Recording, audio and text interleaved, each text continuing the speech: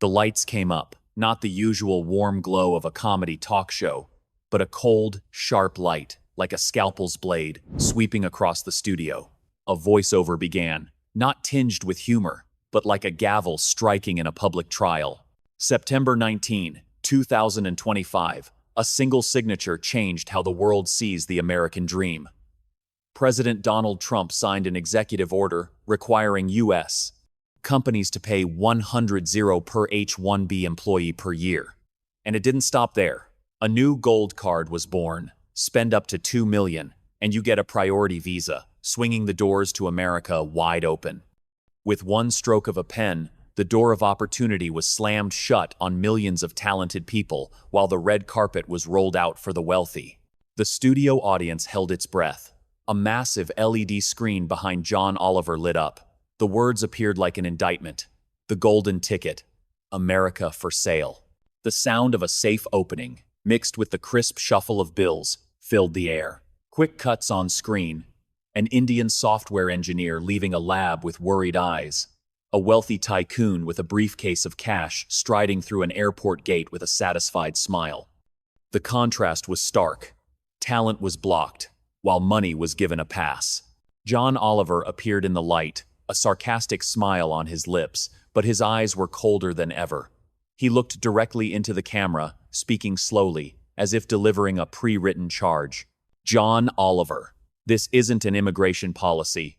This is a price list. A cover charge. America, the land of opportunity, is now like an exclusive nightclub where brains are left at the door and your wallet gets you in. There's Stanley Griever. The background music swelled, low and tense like a heartbeat before an explosion. The camera panned across the audience. Some laughed bitterly. Others sat frozen, as if realizing a tragedy was unfolding. The narrator closed the hook like an introduction to a televised battle. Tonight, on Last Week Tonight, John Oliver will confront Tucker Carlson. One believes this policy protects American citizens. The other believes it's a sellout of the American dream. This is no longer a talk show. This is a trial, and America is the defendant. The screen went black. The drums rolled. The show officially began. The Last Week Tonight studio tonight was unlike any other. The air of comedy was gone, replaced by the atmosphere of a congressional hearing. The main light, colder than usual, hit the familiar wooden desk where John Oliver sat, making it look like a judge's bench. Behind him, the massive LED screen still displayed the giant damning words, "The Golden Ticket, America for Sale," blazing in red against a black background. The camera panned slowly across the audience. A few people had their arms crossed, their faces tense. A few shook their heads, as if they themselves were directly affected by this new policy. John Oliver sat straight, his hands on the desk. He took a deep breath, then a half smile, that familiar mix of jest. But his eyes were sharper today, like a thin blade. He looked up, straight into the lens.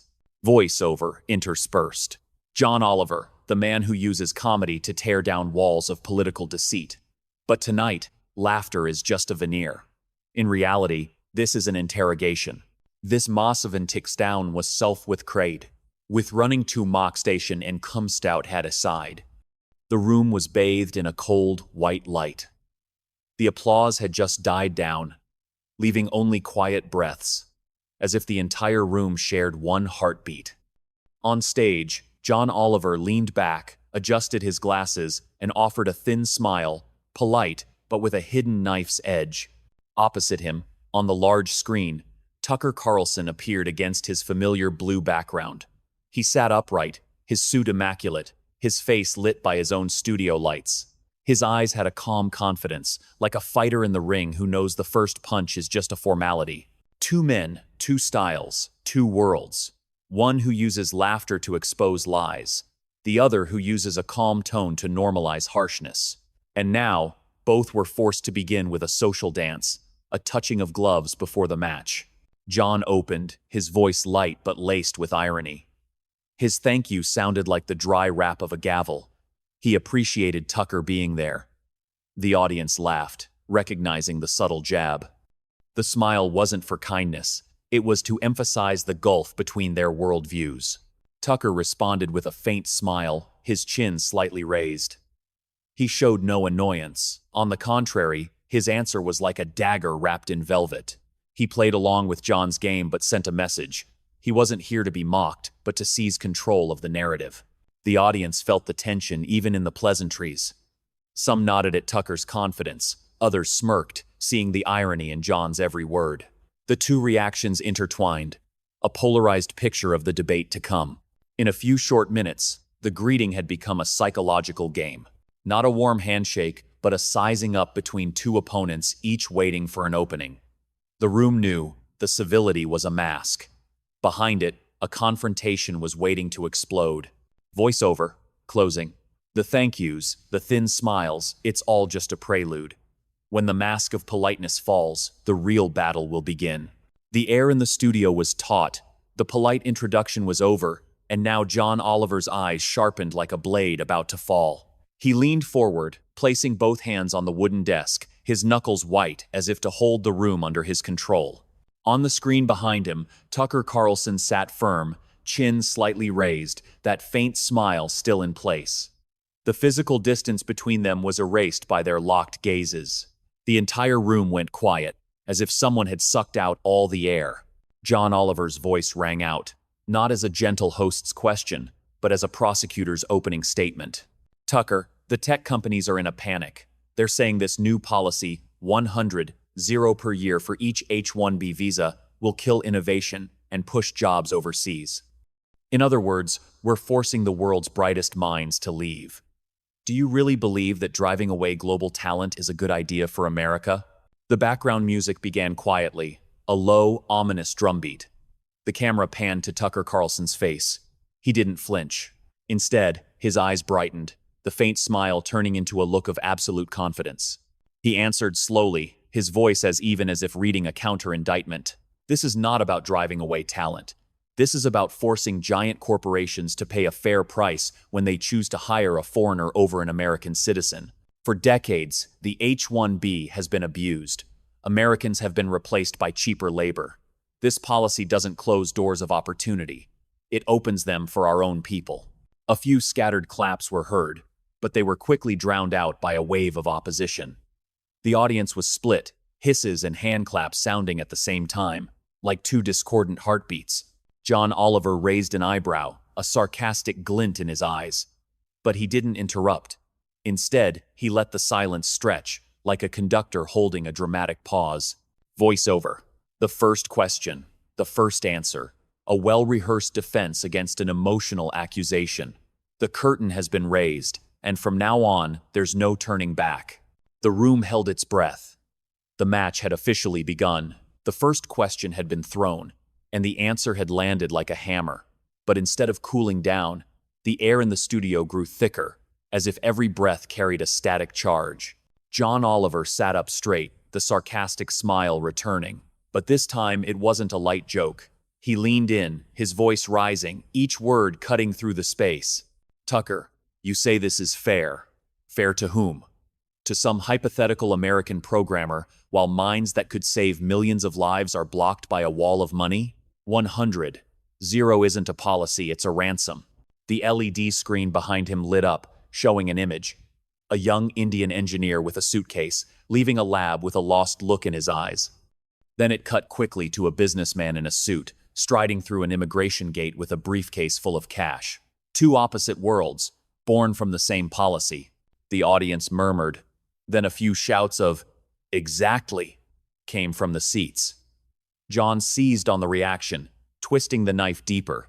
If you truly believe America needs the best, then why is a scientist's dream cut short, while a shady oligarch gets a red carpet just because his wallet is fat enough? You call that nationalism? I call it gold-plated hypocrisy. A fierce wave of applause swept through the room, the sound of shoes tapping on the floor mixed with whistles. But Tucker Carlson sat still, his eyes narrowed, his lips curled into a thin smile. He answered, his voice cold, cutting through the noise. You're playing the old left-wing game, John. Present an emotional, personal story to make the audience cry, while ignoring the thousands of Americans who have lost their jobs because of these very immigration programs. Feelings are not policy. National sovereignty cannot be decided by tears. The audience divided. Half booed in protest, the other half nodded in agreement. The sound roared like a stadium torn in two. John Oliver slammed his hand on the desk, the sound like a gunshot. He launched his counterattack, his voice exploding. No, Tucker. Your policy is the one that turns human beings into commodities, priced by a number, blind to talent, blind to potential. You're protecting American citizens by throwing their future out the window. The entire room shook with applause, roars, and whistles. The atmosphere had escalated, and the match was no longer a debate. It had become a war. Voiceover. Closing. One question, one answer, and now the fire is lit. From here, there is no turning back. It's not Said from marrying Mani. The case Mal is proving in self. The room was boiling, like a pot about to blow its lid. The applause, the whistles, the roars of protest mixed into a chaotic, almost violent symphony. The camera panned across the tense faces, a woman shaking her head fiercely, a man jumping to his feet shouting, "That's right," while other rows sat silent, lips pressed tight, their eyes glued to the battle unfolding on stage. John Oliver tapped his hand on the desk again, his eyes burning as if he were standing before a jury. His voice, now completely stripped of humor, rang out with solemnity. "Tucker, you call this protecting Americans, but let's look at what it really is. It's hanging a sign that says, 'America for sale.' Smart people pay a price, rich people buy a privilege. A nation where opportunity is decided by a bank account balance is no longer the land of the dream. It's just a casino for the wealthy." The screen behind him lit up again. Quick cuts. A laboratory with computer screens running medical data, interspersed with images of high-rise buildings in Manhattan, golden lights spilling from financial offices. The music swelled, a frantic beat, like a heart racing against death. Tucker Carlson frowned, the first crack in his calm demeanor. He leaned toward his camera, his voice full of challenge. "John, you can be sarcastic, you can edit your fancy video clips, but the truth doesn't change. Americans have been betrayed by globalist corporations. And this policy, for the first time in decades, puts Americans first.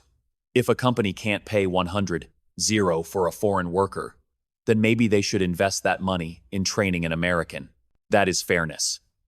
Into the first of Alcode, the audience exploded into a chaotic mix of sounds. Half roared, "Yes!" The other half shouted, "Shame!" The camera shook slightly from the sheer volume. This was no longer a conversation but a public trial, where every word was a dagger to the heart of the listeners. John Oliver let out a short, sharp laugh, but it wasn't a sound of relief. It was as brittle as the sound of a knife hitting glass. He bit off each word, as if exposing a crime. Fairness? Then why does fairness only apply to the talented poor, while the rich get a special privilege? You call that patriotism. I call it the cheap sale of America's soul. The room erupted, the lights flared, and the camera zoomed in tight on the two faces. This was the first climax where the polite smiles had vanished, replaced by true, raw anger. Voiceover, closing. The moment the masks fell, the accusations were spoken, and the battle has only just begun. The lights on stage seemed to focus entirely on John Oliver. He was no longer leaning back in his chair. His body was angled forward, like a prosecutor cornering a defendant. The air was thick, a tense silence punctuated only by his voice, heavy as a verdict. "Tucker, let's call this policy what it is, an auction. An America with a price tag. 100 for a work ticket. 2 million for a golden entry pass. This isn't protecting American citizens. This is a price list for the American dream, pasted right on the front door." The LED screen lit up, displaying images like evidence in a trial. A graph showing the steep decline in H-1B applications, quotes from major tech companies warning innovation at risk. The cold numbers scrolled across the screen, each digit like a knife twisting deeper into the story. John lowered his voice, but every word was clear, hard as steel. "We're not just talking about visas. We're talking about the minds that have saved lives. The people who have dedicated their lives to cancer research, to building AI, to creating the technology our own children will rely on in the future. And the policy you're defending will kick them out of this country." A shout of "shame" erupted from the audience, then spread. Some people stood up, applauding, as if they were witnessing a real hearing. John pointed a hand toward the screen where Tucker appeared, as if pointing directly at a witness. You protect American citizens by robbing them of their future. You shout patriotism, while the policy you champion has turned citizenship into a luxury good. If you have enough money, you're welcome. If you only have talent, you're shown the door. Tucker, that is not loyalty to America. That is treason to America. The last sentence landed like a final judgment. The room exploded applause, roars of protest, the stomping of feet. It all merged into a storm of sound, as if the America outside was breaking apart right inside this small room. Tucker Carlson sat there, his face slightly tensed, his eyes flashing with controlled anger. He leaned toward his camera, preparing to counterattack. But this moment, even if it only lasted a few seconds, had been framed as a formal public accusation. Voiceover, closing. The indictment has been read. The charge, selling the American dream. And now, the defendant must defend himself. The air in the studio exploded after John Oliver's accusation. The audience was clearly split. One half jumped to their feet, roaring in support. The others shook their heads fiercely, some even booing in protest. The division was no longer just a reaction. It mirrored an America torn in two. Tucker Carlson leaned closer to his camera, his face tightening into a cold smile. His voice rang out, clear and hard. A counter-dagger aimed straight at John's argument. John, this is the classic deception of the left. You create a touching tragedy, a scientist with tears in her eyes, to hide the truth. Thousands of Americans have lost their jobs, replaced by cheap foreign labor. You can cry for an individual, but I will fight for a nation. That is patriotism. Cheers erupted from a few rows. One man clapped so hard his hands turned red. But from the opposite side, a loud "boo" echoed, drowning out the other sound. The camera cut quickly, capturing the opposing faces. A woman wiping away a tear of emotion. A man gritting his teeth in anger. John Oliver laughed, a sharp, cold sound like breaking glass. Tucker, you're pretending this is a choice between America and the world. But that's a false choice. We don't lose jobs because of brilliant minds. We lose them because of corporate greed and failed policies. And instead of fixing that, you champion a policy that turns the American dream into an auction. The rich pay, the talented are left behind. A round of applause exploded. The room shook. The camera zoomed in tight on Tucker's face for the first time. The confidence in his expression gave way to a flash of anger. He shot back, his voice rising, nearly a shout. No, John. I don't apologize for siding with the American worker. You want a borderless world where corporations can hire anyone, anywhere. But I believe in this nation, and I will not let it be sold out by people like you. In that moment, the entire room erupted into two opposing storms. One half booed in anger, the other applauded like thunder. The shouts intertwined until it was impossible to distinguish support from protest. Voiceover, closing. This was the turning point. No longer just a debate, no longer just an accusation. This was an ideological war, where both sides believed they were defending the soul of America. The noise in the room reached a fever pitch, a storm trapped within four walls. The cheers, applause, and boos crashed into each other, a chaotic symphony of division. This was no longer a talk show. This was a public confrontation, where two voices became weapons, and hundreds of eyes became the jury. John Oliver jumped out of his seat. He was no longer a host, but an enraged prosecutor, pointing a finger at Tucker Carlson on the giant screen behind him. His voice boomed through the speakers, his anger undisguised. You talk about sovereignty, you talk about patriotism, but you are cheering for a policy that turns this country into a VIP lounge, where only those with suitcases of cash are welcome. A scientist trying to cure cancer is thrown out, while an oligarch with 2 million gets the red carpet.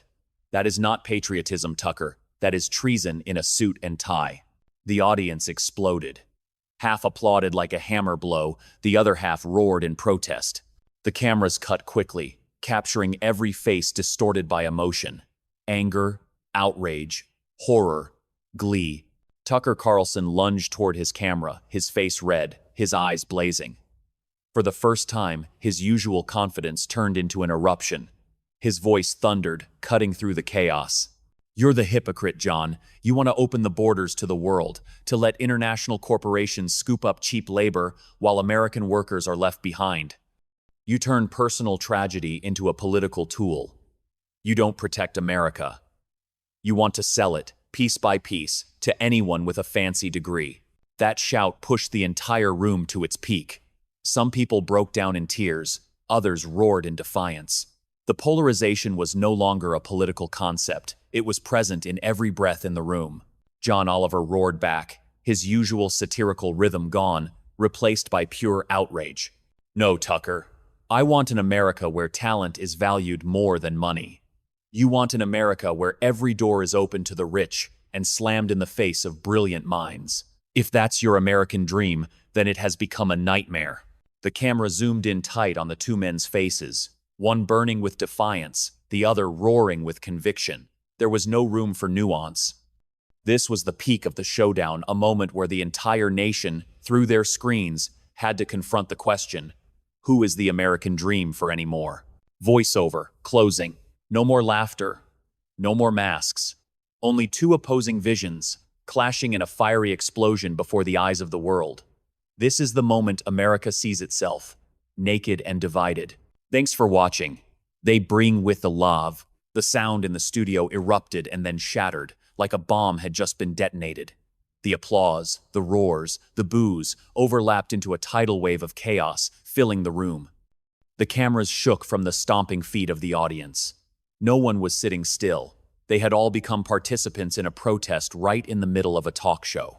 John Oliver, after roaring his final line, collapsed back into his chair, breathing heavily, sweat beading on his forehead under the studio lights. He looked around, scanning the audience, as if he had just thrown a bomb and was now witnessing its destructive power. The sarcastic smile was gone, replaced by tension in every muscle of his face. On the giant screen, Tucker Carlson sat up straight, his face red but his eyes blazing. He was no longer smiling faintly, no longer calm. His voice, though not as loud as before, was hard as steel, speaking directly through the airwaves. This is the truth about America. We are divided, not by the rich or the poor, but by those who believe in this nation and those who don't. I stand with America. That declaration landed, followed by an immediate wave of reaction. A group of audience members stood up, applauding wildly.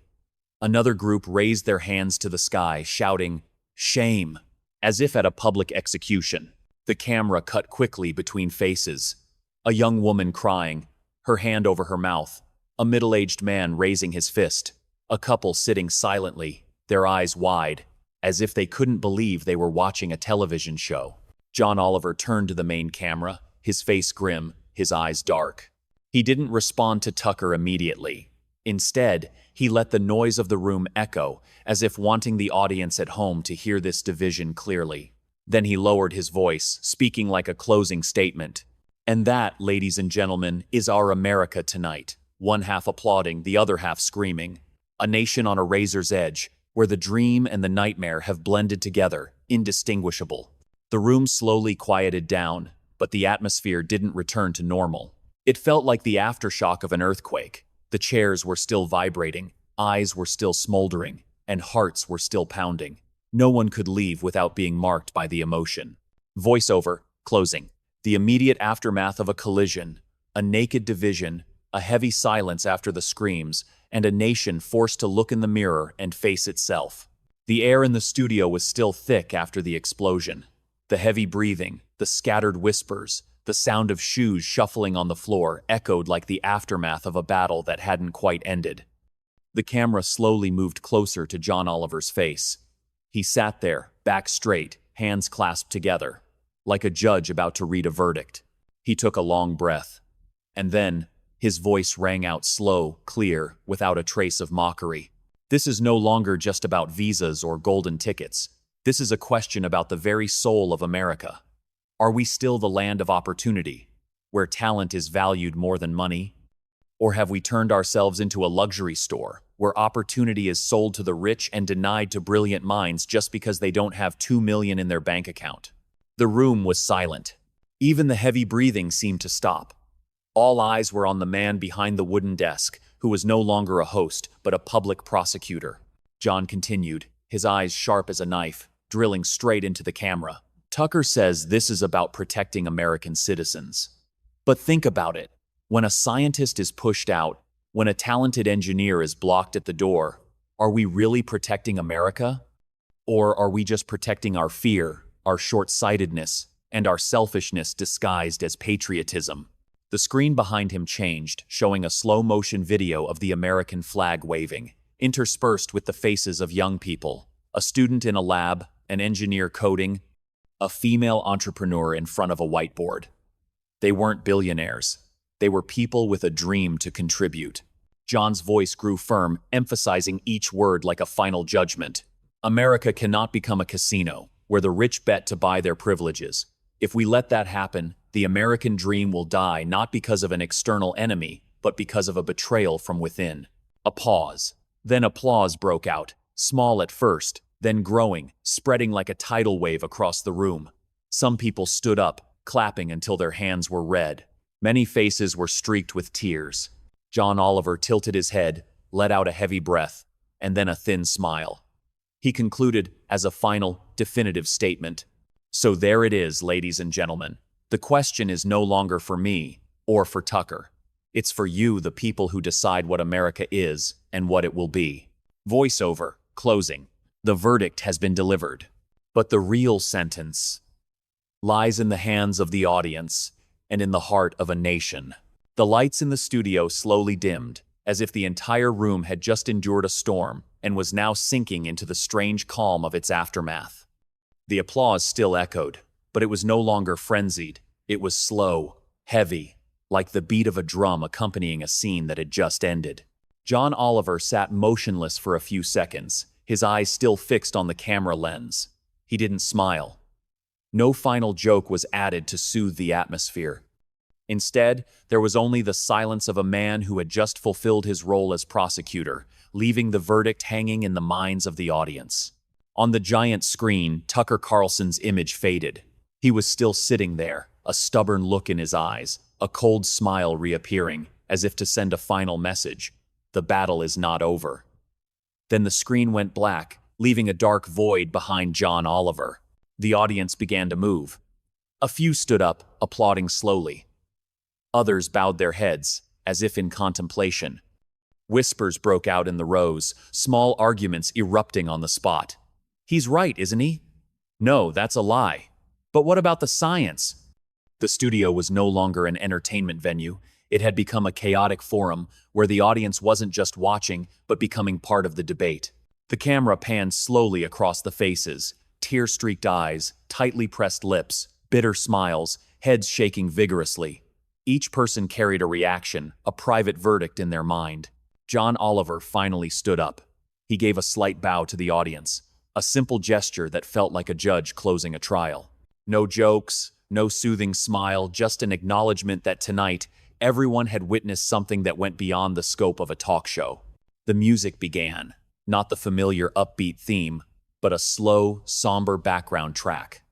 The long, lingering notes echoed like a brass farewell, making the atmosphere even heavier. The stage lights slowly went out, leaving only the blazing red text on the screen. The golden ticket, America for sale. It hung there, suspended in the darkness, a question that still had no answer. Voiceover, closing scene. The curtain has fallen. The characters have left the stage. But the question remains, haunting, persistent. Is America really for sale? Or does the dream still have a chance to survive? When the studio lights went out, the aftershock didn't disappear, it just spread beyond the walls. The audience left their seats, but no one was silent. Clusters of people formed in the hallways, arguing fiercely as if they had just left a real trial. One group raised their phones, live streaming immediately. "You won't believe what Tucker just said." Another group fired back. "John hit the nail on the head. This is the truth about America." On social media, the battle exploded even faster than the final applause. Short clips were cut, John Oliver shouting, "This is treason in a suit and tie," spread at the speed of light. At the same time, Tucker Carlson was shared endlessly with his declaration, "I stand with America." Each side turned their opponent into a symbol of deception, and themselves into a symbol of truth. Twitter, X, blew up. Golden ticket. America for sale. Oliver Carlson shot straight to the top of the trending list. A new, sarcastic hashtag appeared, 2 million dream. The news channels didn't miss their chance either. CNN ran the headline, Oliver exposes hypocrisy of Trump's gold card policy. Fox News countered, Carlson defends American workers in fiery clash with Oliver. Each channel re-edited the show in their own way, as if the same event existed in two different universes. In bars, coffee shops, and living rooms across America, the debate continued. A father in Texas slammed his fist on the table. Tucker is right! Americans have to come first. Meanwhile, a student in California opened her laptop telling her friends, if talent is kicked out, who's going to create our future? The faces in the labs, the programmers in Silicon Valley, the factory workers in the Midwest, they all saw themselves in that debate, albeit on different sides. The televised confrontation was over, but its echo clung to society like a fresh wound. It was no longer a TV spectacle. It was a magnifying glass, showing the entire country the cracks within itself. Voiceover, closing. After the laughter, after the screams, came the silence of a nation divided. The battle didn't stop in the studio. It continues out there in every family, every company, every dream with a price tag. This was not just a talk show. This was the aftershock of America. As the screen faded to black, a voiceover returned, no longer mocking, no longer outraged, but a call to action, like a church bell in the quiet night. The final question isn't for John Oliver. It's not for Tucker Carlson. It's not for a studio in New York. The question is for you. It's sincerely commonplace, but it's 7. For ruse. The screen showed the American flag, fluttering in the wind, intercut with the faces of ordinary people. A factory worker, a student in front of a computer, a nurse in a hospital, a young engineer in a lab. The voice continued, slow but rhythmic like a drumbeat. What will America become? A nation that sells opportunity to the rich, or a land that values talent and aspiration? The choice doesn't lie on the desk of a host or a TV commentator. It lies in your vote, in your voice, in the decisions you make every day. The background music swelled, a solemn, inspiring theme. A fast-paced montage, crowds protesting with America for sale signs, social media feeds on fire, lines of people voting in the afternoon Sunday. Don't just watch. Don't just share. Don't let the American dream be defined by a number on a check. Stand up. Speak out. Ask questions of those who sign orders in your name, changing the future. The camera cut back to the familiar wooden desk of last week tonight. John Oliver sat there, this time not smiling, not sarcastic. He looked straight into the camera, his expression serious, his voice firm. If you believe in a fair America, act. If you believe that talent shouldn't be blocked by money, act. And if you believe the American dream is not for sale, then don't just sit there. Turn your belief into action. He paused, then added one final line, as sharp as a knife closing the entire debate. Because if you don't, someone else will sell it for you. The music exploded. The screen went black, leaving bold white text. The golden ticket. America for sale. The choice is yours. Voiceover. Final message. Don't be silent. Like, share, subscribe, not just to follow, but to keep the American dream alive. Together.